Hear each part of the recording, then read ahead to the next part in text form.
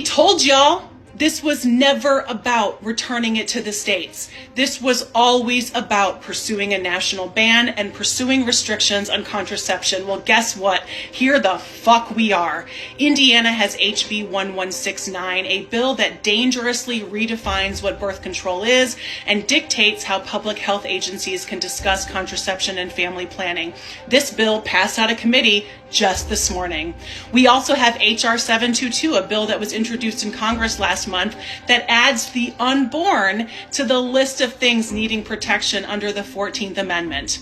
And even if you're not in Indiana, you need to be paying attention to stuff like HB 1169 because it becomes a blueprint for other states to pass this kind of insane legislation.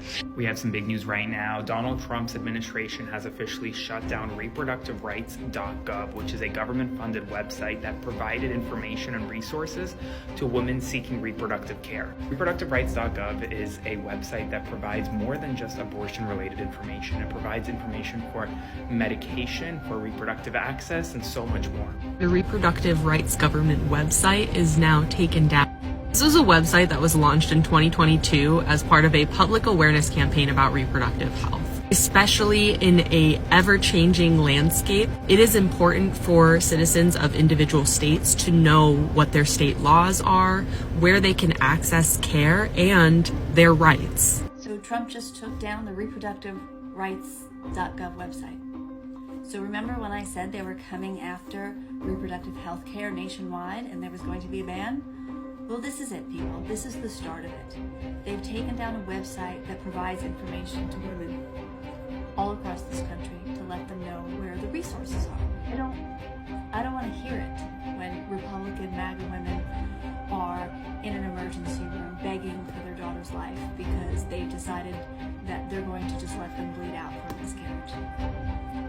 Or you've been attacked and they're going to force you to have that baby. Or you have severe diabetes and having that baby will actually, put you in the grave.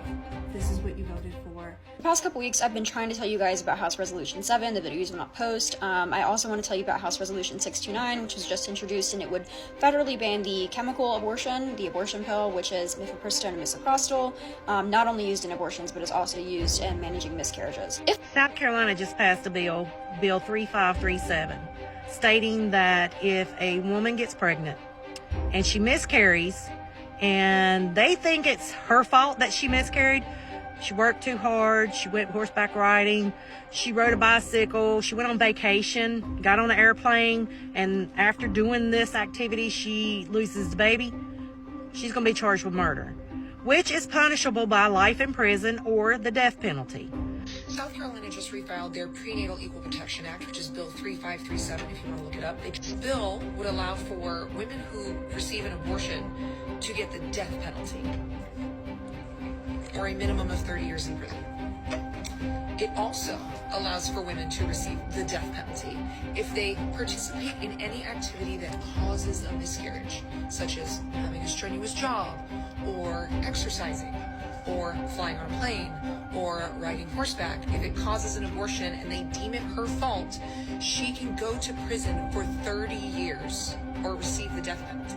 So Donald Trump just took down a women's reproductive rights website from the government. This is what you get when you search reproductiverights.gov, which is an official government website. And as you can see, the server cannot be found because the website has been scrubbed. So this was an official website under the Department of U.S. Health and Human Services that provided women with information about reproductive health care on things including, quote, emergency medical care, birth control coverage, medication access, abortion services, preventative health services, health insurance options, and honestly just a resource for women about health care for them. But the website has now been removed, which means the women of America just lost a vital source of information about their own healthcare decisions. And he's already coming after women's freedoms and rights, unfortunately, as we warned he would.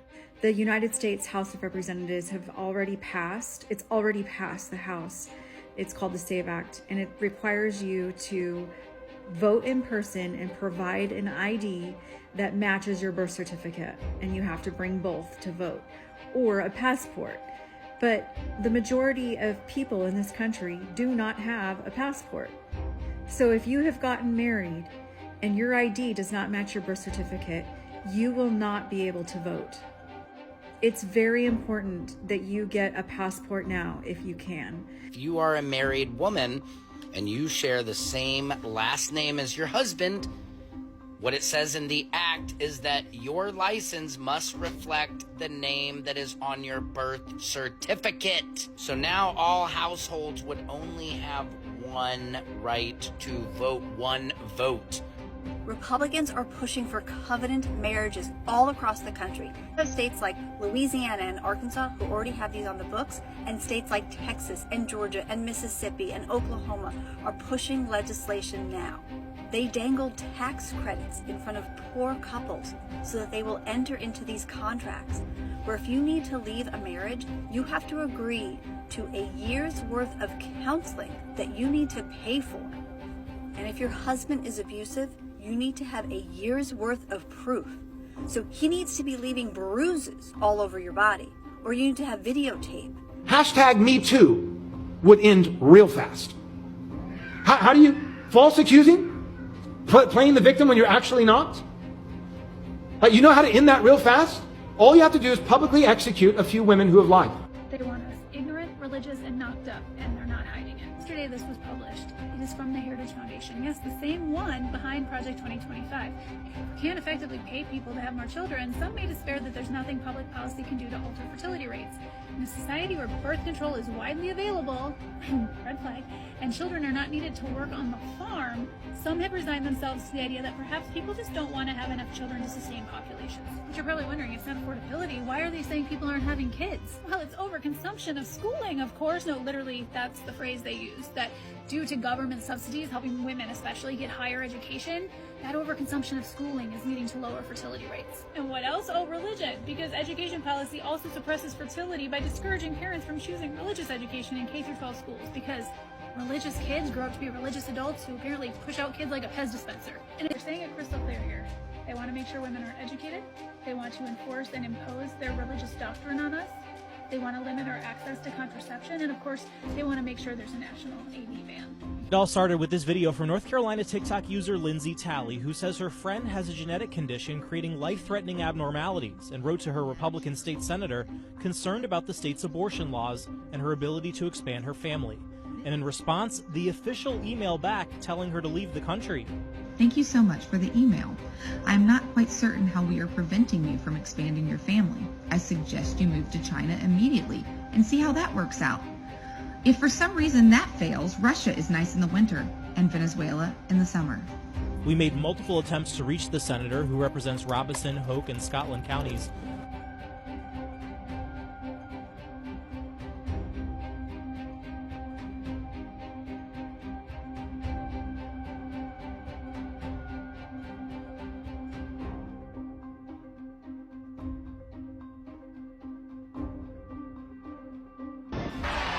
He loves his children. Disobedient as they may be, he loves them.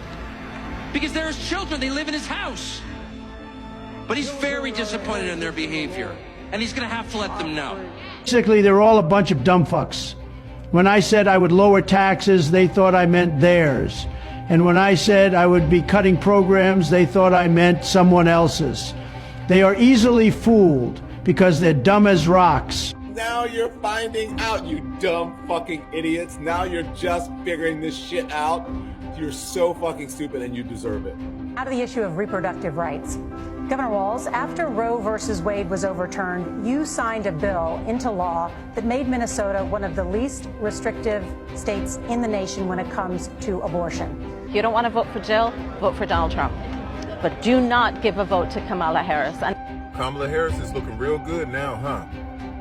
I said Kamala Harris is looking real good now, huh? Y'all wanted to play the fuck around game so goddamn badly. Well, you are fixing to find out very bigly. Now, here are some resources that are available to you. There are HeyJane.com, Plan C. This is Mayday Health, and they will help you find information on birth control, morning after pills, gender-affirming care, and abortion. I would also encourage you to look up your local abortion funds.